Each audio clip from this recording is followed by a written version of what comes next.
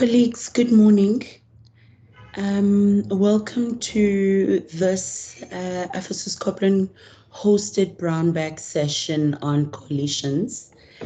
There is only a few people on this call, and I'm not aware currently of how many people had signed up for it. And so my suggestion is that we give it a couple more minutes and then we get started at 1:05. So let's just give it a few minutes, and then at 1:05 we will get started. Thank you.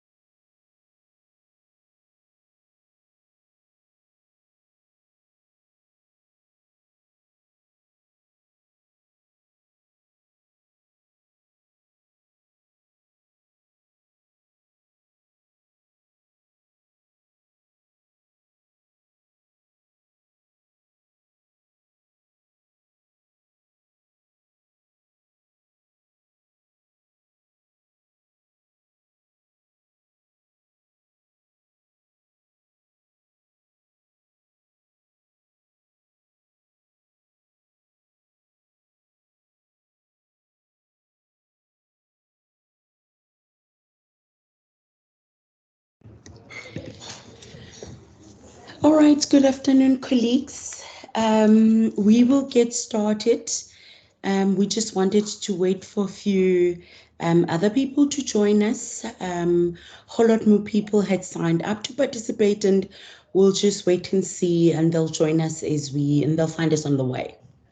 Nontando Ngamlana is my name. I work for Ephesus Copland, and we have organized this conversation so that we just can, I guess, continue the conversation and continue the thinking about the post-2024 environment and what it calls for civil society and for organizations that work towards the strengthening of social accountability.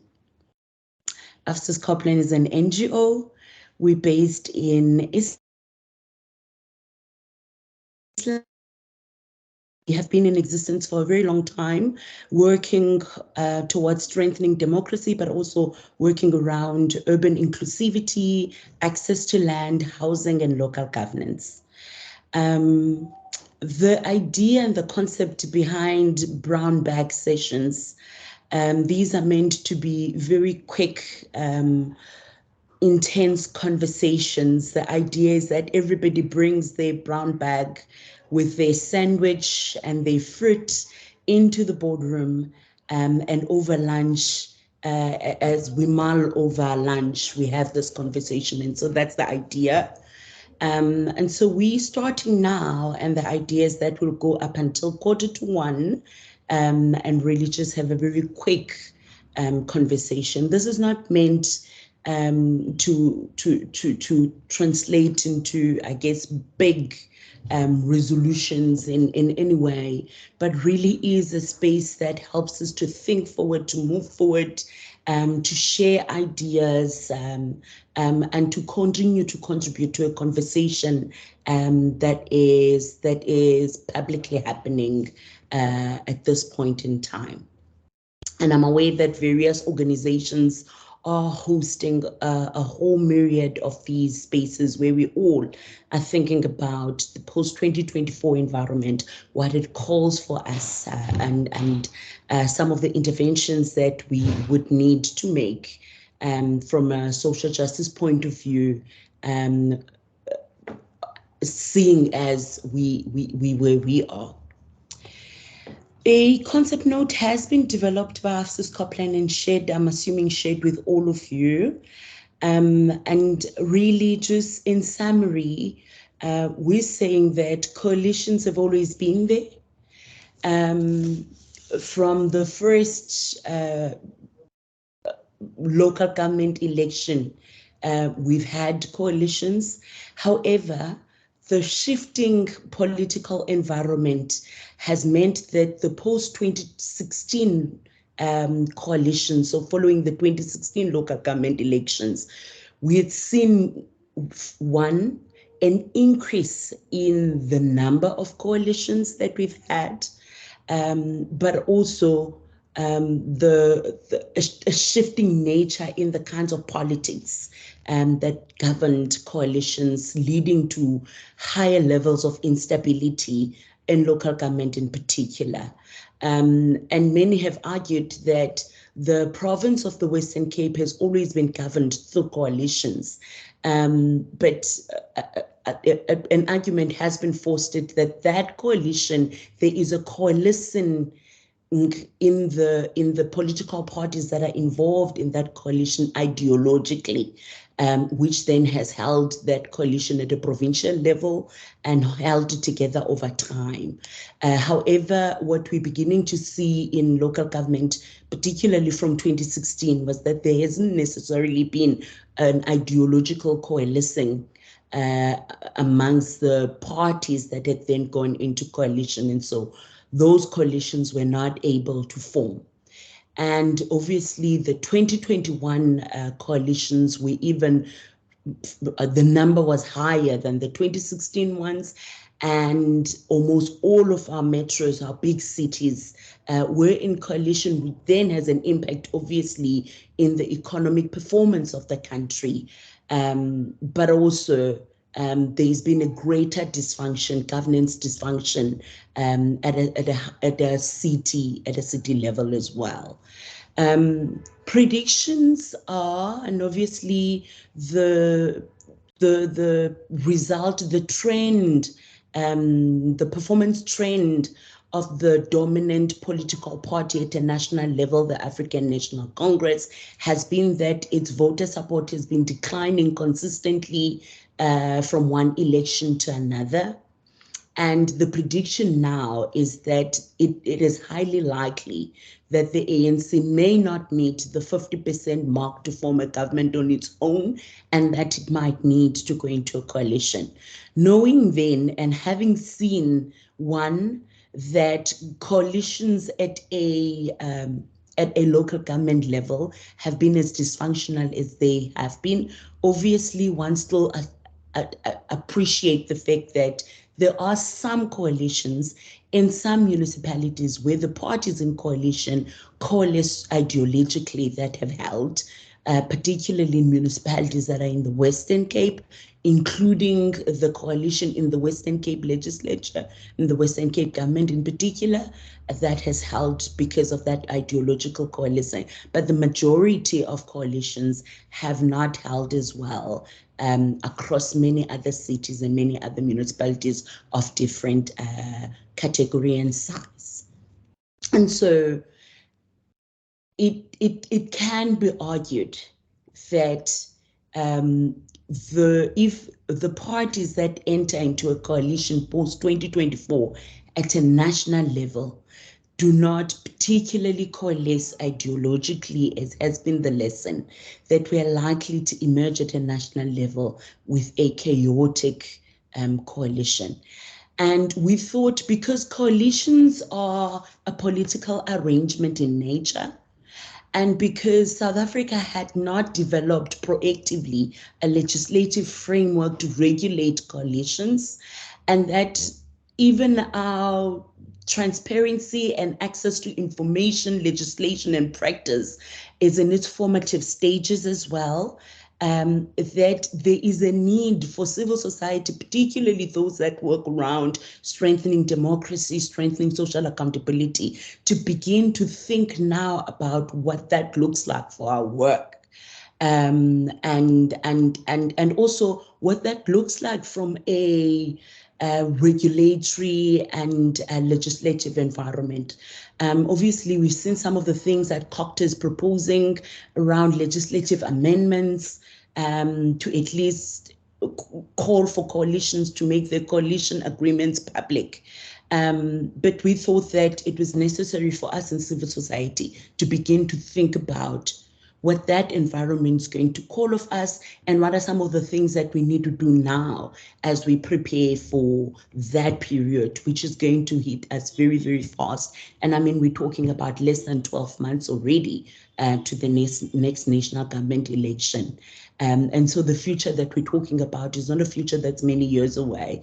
It's a future that's just a couple of months away, that is going to require of us to pull together in meaningful ways.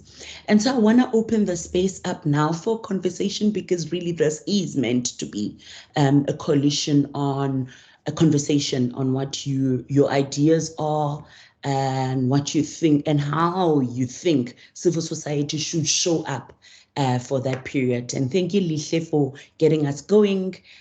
Please feel free to unmute your mic and take the stand.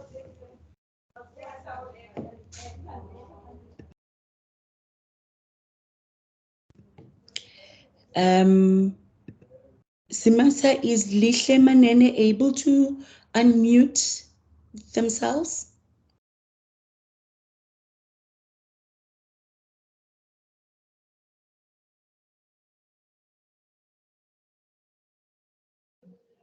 Okay, can you hear me now?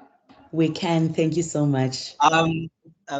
Good afternoon, everyone. My name is Lihle Manene, Rhodes University honors student in the Politics and International Studies Department.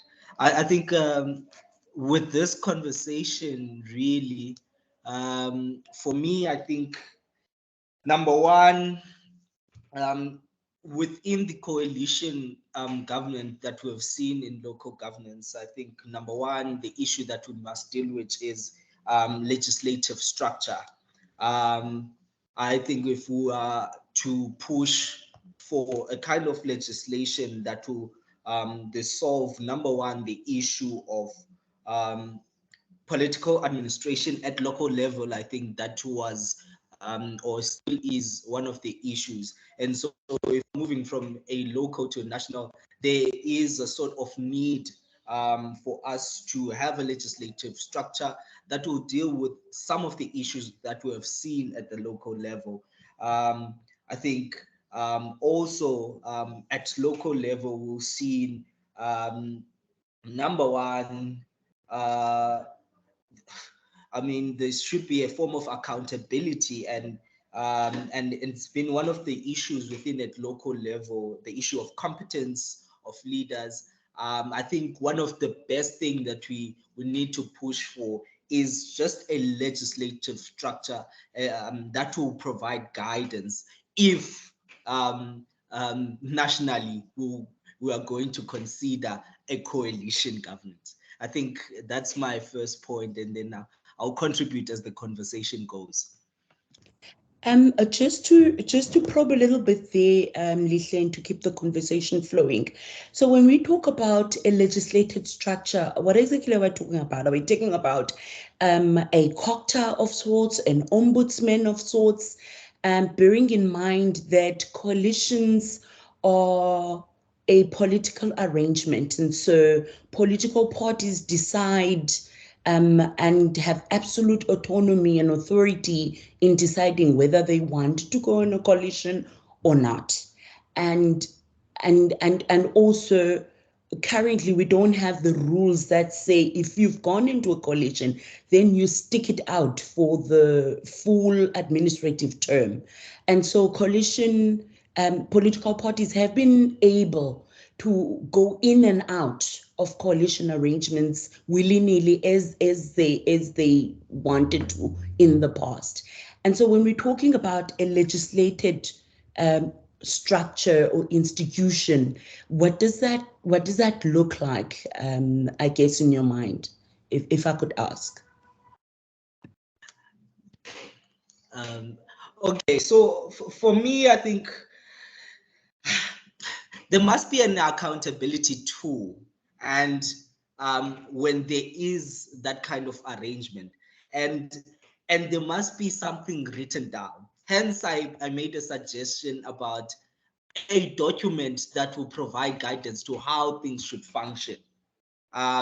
So in terms of responding to your question, I don't know who would be responsible to draft or formulate such legislation, but there must be a form of an accountability tool that will be used to provide guidance if there is a form of coalition, whether or not they decide to form a coalition or not, but there should be an existence of such. This will then avoid so many issues that we are seeing at a local level. But to answer your question, I don't know who, in terms of power, has to implement that legislation. But there must be, I think, an accountability to, yeah. Cool. Thank you, Lihle. Nkuseli?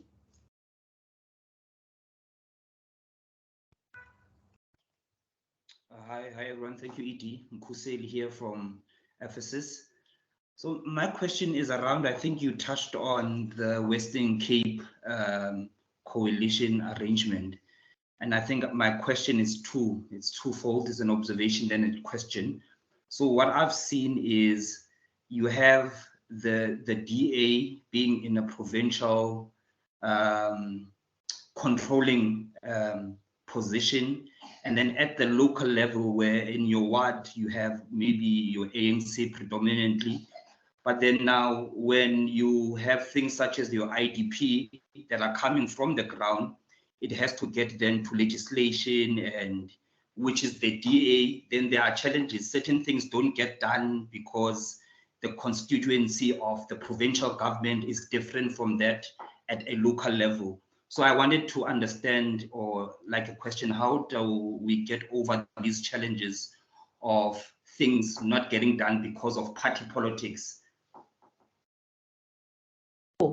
Got that, Kuseli, and I'm hoping that some of the other participants on this call will get to respond to that. Kanya? Okay, thank you for this opportunity. Good day, colleagues. My name is Kanya. I'm a master's student at the University of Limpopo.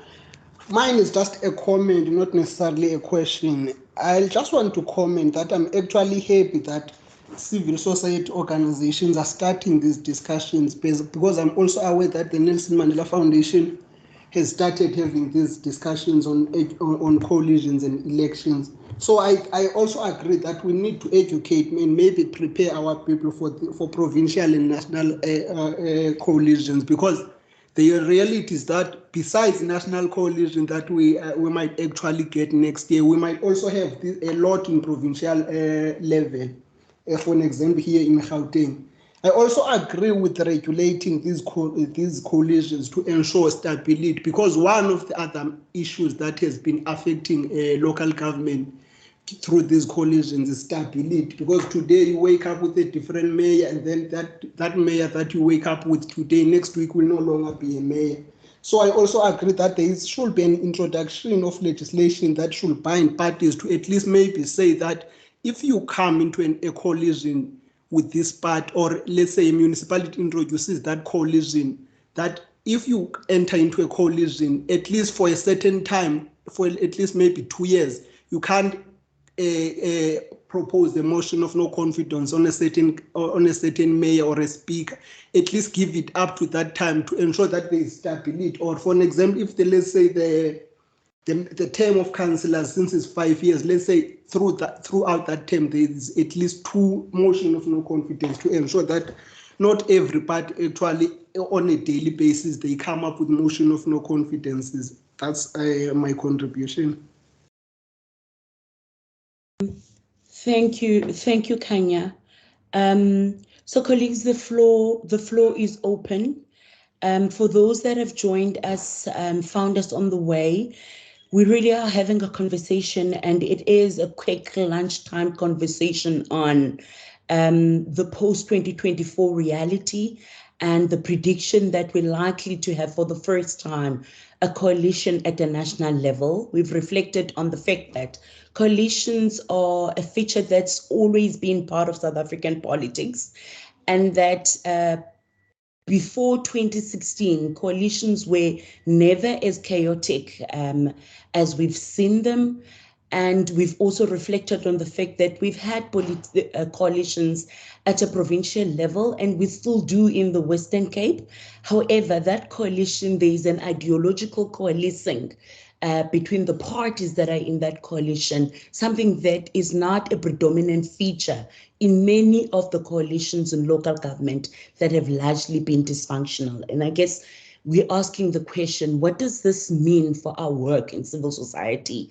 And what do we need to do now proactively as we anticipate a chaotic and a rocky political and governance environment should we emerge with a coalition if we don't do and intervene proactively and strategically now? And that's the question we're engaging. Damaris, your hand is up. Please take the floor. Thanks for this opportunity. I think what we need to ensure happen as citizens is to create a space of active citizenry amongst the people of South Africa, because we're definitely going to have chaos. And how do we ensure our communities don't get knocked over in the process? We've seen, I mean, just now we see the SASSA debacle. It's the second month where our older persons has not gotten their money. So I think for moving forward to the elections, the process of building active citizenry and the awareness of processes within coalitions and the understanding thereof, that is going to be of critical importance. Thank you. Thank you so much. Thank you for that, Damaris. So there is a stronger call here for regulation and legislation, and we privy that political parties themselves have asked for some kind of a regulatory framework for coalition management. And so we're likely to see pretty soon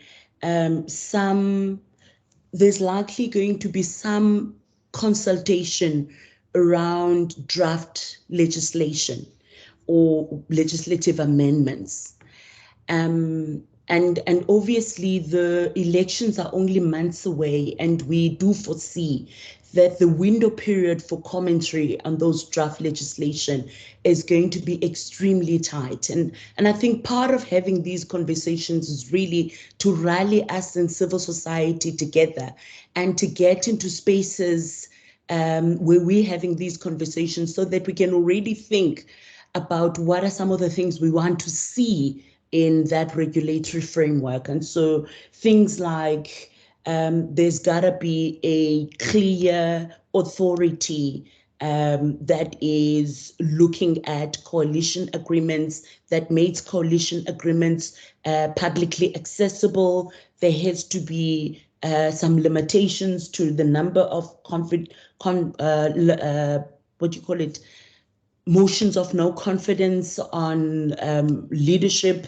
And some of the things that is, if you've entered into a coalition, you can't leave it within a certain period of time, and some of those other things. But I do think that we really need to think quite clearly about these legislative frameworks as well, because parties that go on a coalition at a national level may not necessarily be the same parties on a coalition at a provincial level, and may not necessarily also be the same parties on coalitions at a city and local level. And so those dynamics and thinking through how one wants to hold parties accountable for their behavior at different levels of government is going to be important as well. And I think in many of the conversations that I've been in when we're talking about coalitions, that thread of holding political parties to account across the whole system of government has been missing. And I do want to bring that into this conversation, that we need to think about what that might look like, and what are some of the I guess, the regulatory mechanisms that one would want to propose be introduced, whether in legislation or otherwise, that hold political parties to account for their behavior in coalitions. The floor is still open, colleagues, and we do have still a bit of time as we think about this question. And if you'd allow me also just to ask about, what does this mean for our capacity? What does this mean for our skilling of ourselves to hold political parties to account? And I know that we don't have as best of a track record as civil society at a city level, because it has been almost impossible to hold political parties outside of a regulatory framework, and to hold them to account, and outside of having sight of what the agreements were to begin with. It really has been difficult to hold political parties to account in the different cities where there's chaotic coalitions. And obviously, the people that are impacted the most are the low-income residents in those cities who depend mostly on municipalities for basic service delivery. But I also would like to invite you to think about, what does this mean for our work? What does this mean for our capacity? What does this mean for the modalities of work? Are there any new traits of character, new traits of working, new behaviors that we need to adopt ourselves as civil society that works in the social accountability space?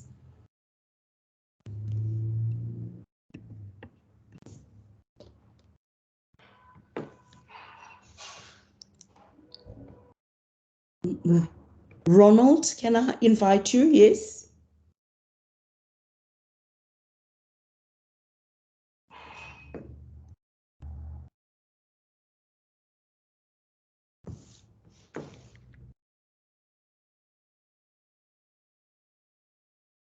Are you able to unmute yourself?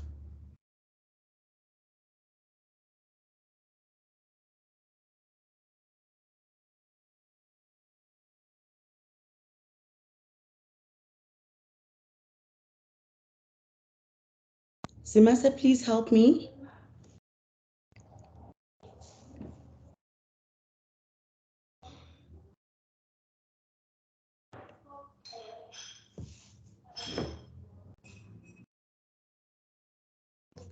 All right. I see your hand, Lihle, and I'd seen another hand before, and I've lost it now, so I'm going to take you, Lihle.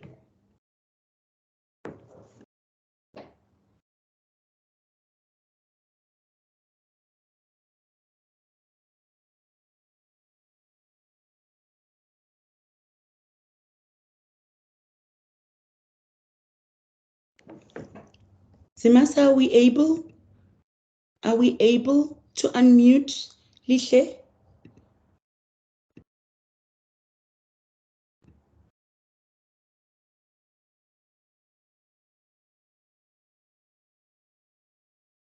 Simasa, I need help with unmuting Lihle. Hi, Nontando. I think everyone should be able to unmute themselves now. I disabled that. Yeah, I think Lisha's on. Okay, cool. Thank you. Go ahead, Lihle.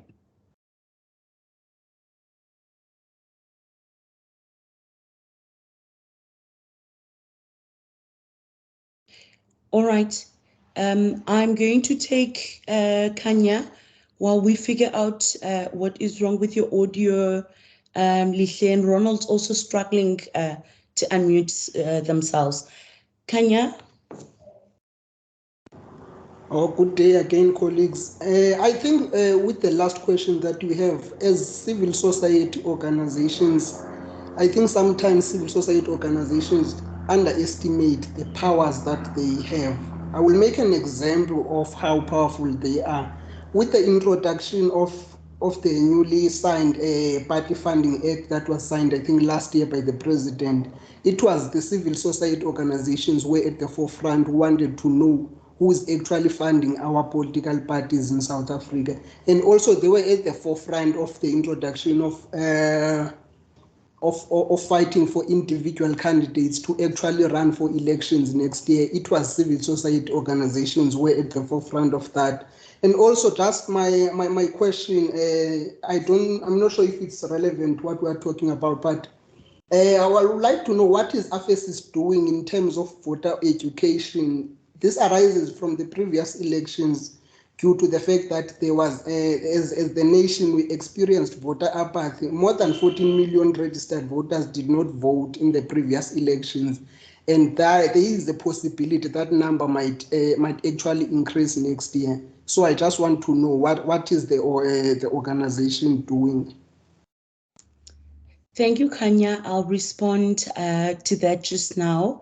Let's check. Ronald, are you able to unmute yourself now?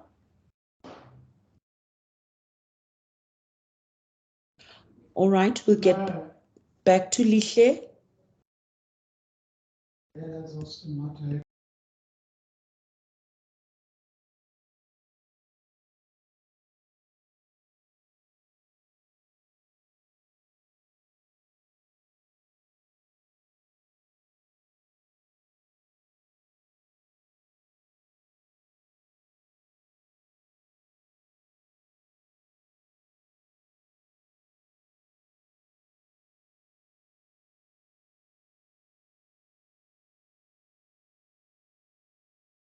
Oh, I'm the one now that's muted. Lihle, sorry, guys.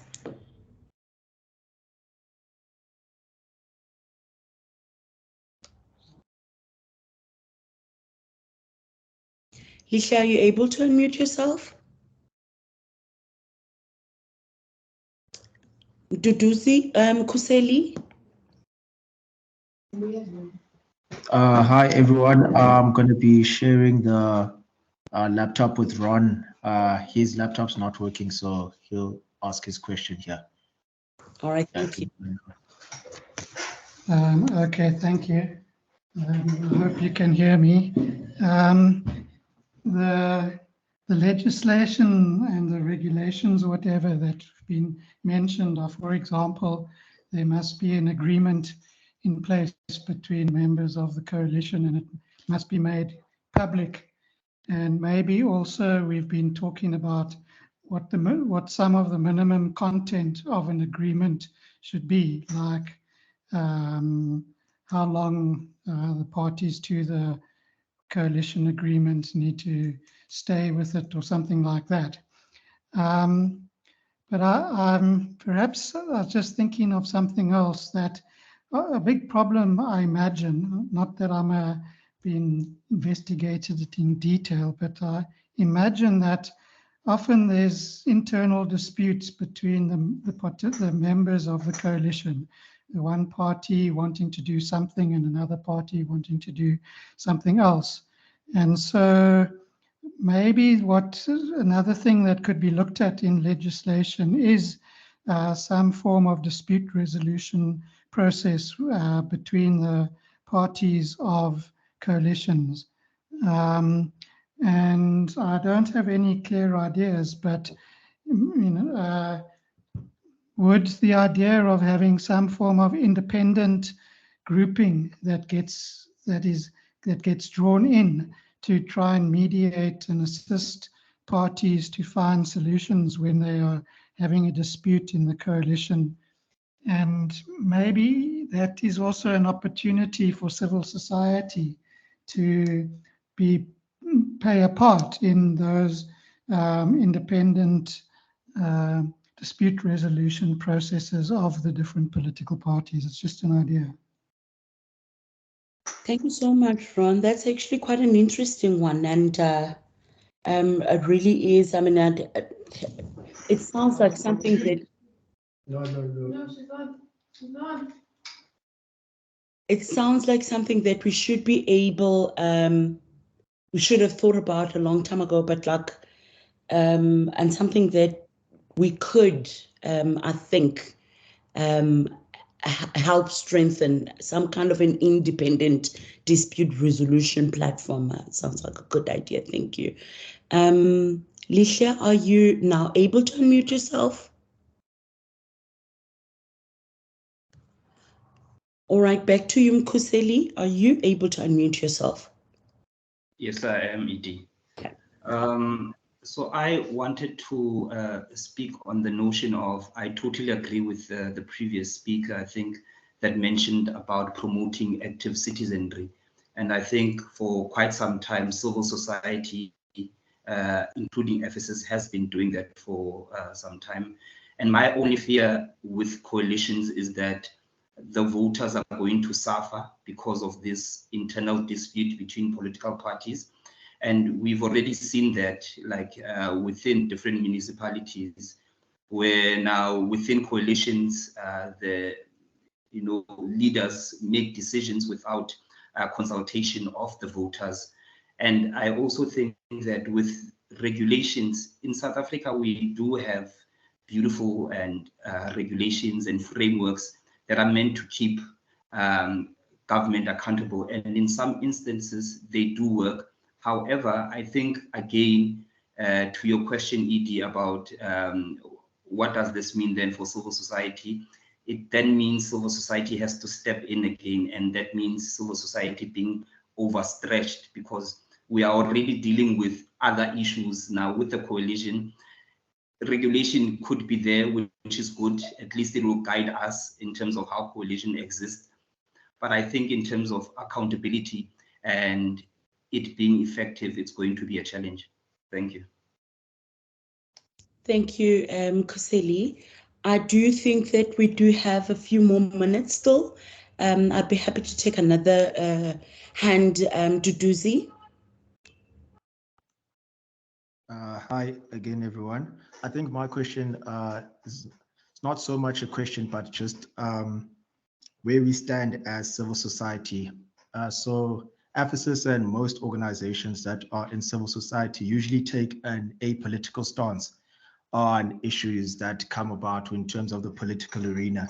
And in terms of coalitions, this becomes a political arena that really deals with the governance of the country, with nationally and provincially. So I think more so, where does it put civil society organizations such as AFASIS and others, where we play an apolitical position when it comes to these issues, but in some ways it's gonna need a lens where the actual organizations to step in will have to become more politically conscious and be able to enter into those arenas. So it's just a question around that in terms of our apolitical stance and where does it put civil society organizations? Thank you. Thank you, Duduzi, a really difficult question that you pose, because I think it lies at the heart of the strategies of the different organizations, right? But I do, and I mean, I would think, and I'm speaking from a social justice activist and NGO leader with that hat in mind now. I had always imagined our work to engage politics. However, we have, I think, from an AFASIS point of view, I'm not sure about other organizations on this call, we have always said that we were not party political aligned or political party aligned. However, we recognized and we're quite through to the fact that our work engages politics generally.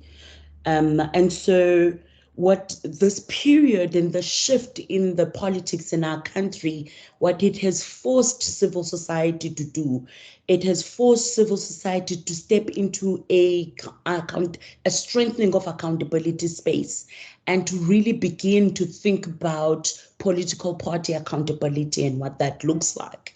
I am quite happy that there seems to be a broad consensus here on a need for some clear rules around coalitions, because if there aren't any rules, we're limited to the extent to which we can enforce accountability. However, if there's clear rules, then we can at least assess whether those rules are adequate, and we can at least enforce those rules. I think I also am excited about this notion of a dispute resolution mechanism of sorts that is able to assist in moments of dispute, and that is independent and really is able to get parties around the table in conversation.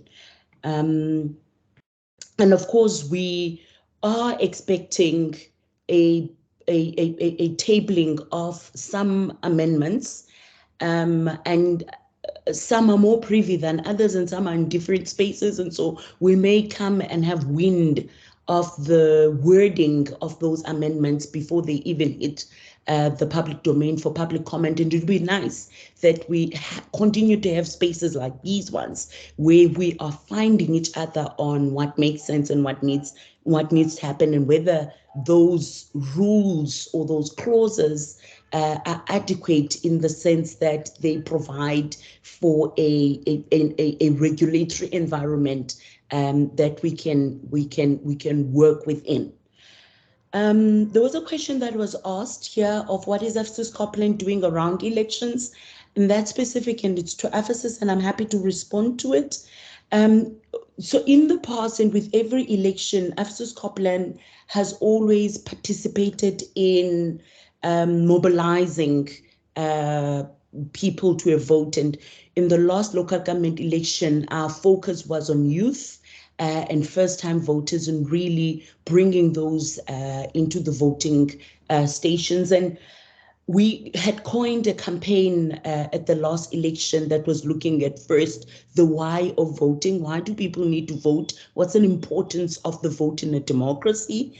And then the what then after voting. So really thinking about social accountability, following your vote, knowing that it does not just end with the vote. However, we've also come to really realize that for many people, showing up and voting is really what they're wanting to do. And so we're okay with that. And so we're still continuing with the mobilizing.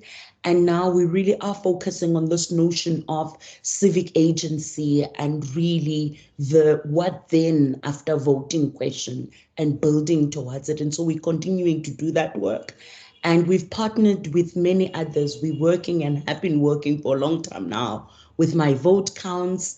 We also are plugging into other platforms that are doing elections work creatively. There's a number of civil society convenings now that are really thinking about elections. And we are all thinking about 2024 as a big moment of change and are wanting to really use it and use it to the best of our ability, I think, from a civil society strengthening of democracy point of view. And so those are some of the things that we are doing. And obviously, we will continue to communicate about our work in different social media platforms.